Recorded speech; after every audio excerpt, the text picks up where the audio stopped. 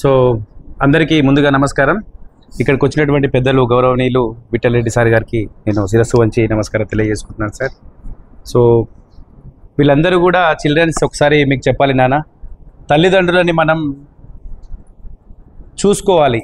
చూసుకోలేని వాళ్ళే ఈరోజు మా దగ్గర ఉన్నారు. సో మనందరిని ఇప్పుడు మిమ్మల్ని ఎలా చదివిస్తున్నారో తల్లిదండ్రులు, సో వాళ్ళని కూడా చదివించుంటారు వాళ్ళ పిల్లల్ని.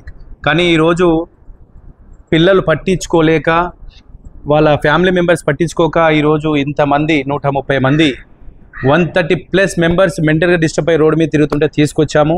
సో వారి కుటుంబాలకు ఇప్పటి వరకు నేను ఒక 400 మెంబర్స్ని మంచిగా చేసి కూడా వాళ్ళ కుటుంబానికి అప్పగించాను. సో ఆ రకంగా మనం అన్నీ ఉండి కూడా, అందరుండి కూడా వీళ్ళు ఈరోజు అనాథలుగా బతుకుతూ ఉన్నారు. వీళ్ళ ఆస్తులు, వీళ్ళ అంతస్తులు అన్నీ లాగేసుకొని వీళ్ళని ఒక మెంటల్గా క్రియేట్ చేసి వాళ్ళని రోడ్డు మీద వదిలిపెట్టారు.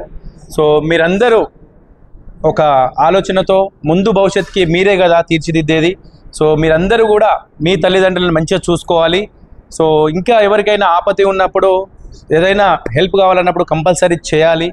సో ఈరోజు మరి ఈ యొక్క కార్యక్రమానికి ముఖ్య కారణం, సో సార్ గారి పుట్టినరోజు సందర్భంగా గత 4-5 సంవత్సరాల నుంచి కూడా మేము 20-25 మంది ఉన్నప్పటి నుంచి కూడా సార్ పుట్టినరోజు సందర్భంగా మరి గుప్పెడి బియ్యం అని ప్రతి ఒక్కరితో హెల్ప్ చేసుకుంటూ మీకు ఒక మోటివేషనల్గా నిలబడాలని ఒక సార్ ఆలోచన.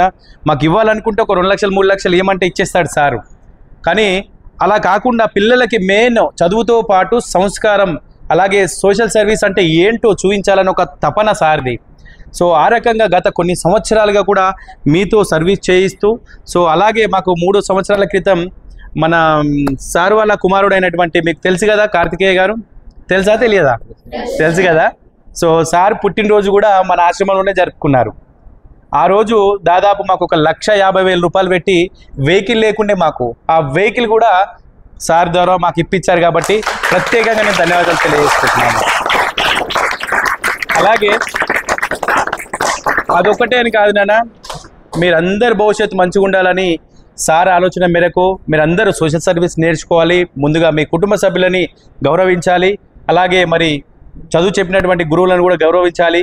మీకు ఎక్కడ రెస్పాన్సిబిలిటీ అంటే ఎవరైతే ఆపదలో ఉంటారో వాళ్ళకి హెల్ప్ చేయాలని మనస్ఫూర్తిగా తెలియజేసుకుంటున్నాను సార్. అలాగే గవర్నమెంట్కి నేను ఒకటి విన్నపం చేసుకుంటున్నాను సార్. ఇప్పుడు అన్ని పుస్తకాలలో ప్రతి ఒక్కటి ప్రింట్ చేస్తున్నారు, కానీ సోషల్ సర్వీస్ గురించి, ఇలాంటి వాళ్ళ బతుకుల గురించి ఒక్క పేజ్ ఉంటే బాగుంటుందని మీ ద్వారా నేను తెలియజేసుకుంటున్నాను సార్. గవర్నమెంట్కి చదువుతో పాటు అన్ని రంగాల వారికి అందరి గురించి తెలుస్తుంది, కానీ ఇలాంటి అభాగ్యుల గురించి, ఇలాంటి అనాథల గురించి ఒక్క పేజ్ కూడా లేదు సార్. ఆ పేజ్ ఒకటి కనుక క్రియేట్ చేస్తే ప్రతి ఒక్క పిల్లలకి, సో గవర్నమెంట్ తరపుగా పిల్లలకి తెలుస్తుంది సేవ అంటే ఏంది, పేదలంటే ఏంది, అనాథలంటే ఏంది అనేది ఒక్క పుస్తకంలో మరి అది గవర్నమెంట్ ప్రింట్ చేసి ప్రతి ఒక్కరికి అందే విధంగా కృషి చేస్తారని మీ ద్వారా నేను తెలియజేసుకుంటున్నాను సార్. సో చాలా చాలా ధన్యవాదాలు. సో ఇక్కడికి వచ్చినటువంటి పిల్లలకి, అలాగే గురువు గారికి, అలాగే మా సార్ గారికి, ఇక్కడికి వచ్చినటువంటి ప్రతి ఒక్కరికి కూడా నేను థ్యాంక్స్ తెలియజేసుకుంటూ, సో ఈ రకంగా ప్రతి ఒక్క స్కూల్ వాళ్ళు కూడా ముందుకు రావాలి. సో విద్యతో పాటు ఇలా సేవా కార్యక్రమాలు కూడా చేయించాలంటే మొట్టమొదటిగా మన హైదరాబాద్లో నాగార్జున స్కూల్స్ వాళ్ళే చేస్తున్నారు. కాబట్టి నాకు ఏ స్కూల్ వాళ్ళు కూడా రావట్లేదు. సో నాగార్జున స్కూల్ వాళ్ళకి నేను థ్యాంక్స్ తెలియజేసుకుంటాను. సో ఆ రకంగా ఈ పిల్లలందరూ కూడా ముందు భవిష్యత్తులో సోషల్ సర్వీస్ అంటే ఏంటో మాతృదేవోభవ ఆశ్రమం ద్వారా మరి సార్ గారు వాళ్ళందరికీ తెలియజేయాలనే గొప్ప మనసుతో ఈరోజు మరి తీసుకొచ్చి ఇక్కడ ఉన్నటువంటి సేవా కార్యక్రమాలు తెలియజేస్తున్నారు. కాబట్టి మరొక్కసారి విఠల్ రెడ్డి సార్ గారికి నేను ప్రత్యేకంగా ధన్యవాదాలు తెలియజేసుకుంటున్నాను sir. Thank you so much.